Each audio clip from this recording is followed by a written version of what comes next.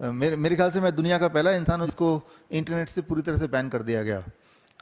और वो चाहे ट्विटर हो, लिंक्डइन हो, या इंस्टाग्राम हो, या यूट्यूब हो, या फेसबुक हो, हर जगह से। लेकिन जब बैन कर दिया, वो जुलाई की बात है 2020, तब मेरी बीवी ने बोला अब क्या करोगे, अब तो हर जगह बैन, अब कहाँ बोलोगे।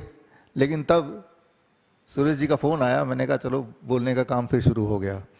तो वो सिलसिला जारी है। इसमें सुरेश जी आपका भी बड़ा और सुदर्शन न्यूज़ का बहुत बड़ा हाथ है, इसलिए मैं यहाँ पे हूँ आज। दुनिया में सबसे ज़्यादा दुखदाई बात है बीमार रहते हुए जिंदा रहने की कोशिश में लगे रहना। जो लोग मुझे अभी सुन रहे हैं, चाहे यहाँ बैठे या आप लोग जो टीवी में सुन रहे हैं, आप में से ज़्यादातर लोग ऐसे होंगे, अगर आप नहीं तो आपके घर में कोई ना कोई होगा जो हर दिन दवाइयाँ लेता होगा। डायबिटीज़ की दवाई, कोलेस्ट्रॉल की दवाई, हार्ट की दवाई, बीपी की दवाई, कोई ना कोई दवाई लेता होगा। जिस तरह से हम खाना खाते हैं उसी तरह से लेता होगा। उसे ये बता दिया गया है, वो पूरी तरह से मान चुका है कि भाई जब तक मैं ज़िंदा हूँ तब तक मुझे दवाई खानी है। तो ऐसा लग रहा है कि शायद दवाई खाने की वजह से मैं ज़िंदा हूँ।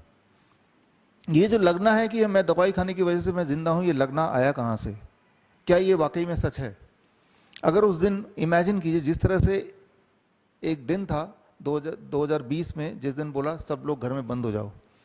मान लीजिए ऐसा कोई दिन आए जिस दिन सारी फैक्ट्रियाँ, सारी दवाइयाँ अचानक मिलना गायब हो जाए इस दुनिया से, तो जो लोग दवाई खा रहे थे क्या वो मर जाएंगे सब के सब?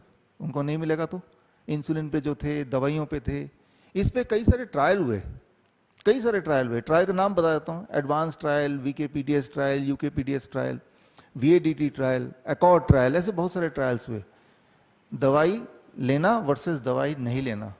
और हर बार ये देखा गया कि जिन लोगों ने दवाई नहीं ली उनका ब्लड शुगर बढ़ गया, किसी का ब्लड प्रेशर बढ़ गया, लेकिन उनकी जो आयु है वो भी बढ़ गई, आयु भी बढ़ गई। और अगर बहुत प्रिसाइज बात करूं, सबसे बड़ा जो ट्रायल हुआ, that is called accord trial, 22% बढ़ गई इन कंपैरिजन टू अगर वो दवाई लेते रहते या जिन लोगों ने दवाई छोड़ी नहीं।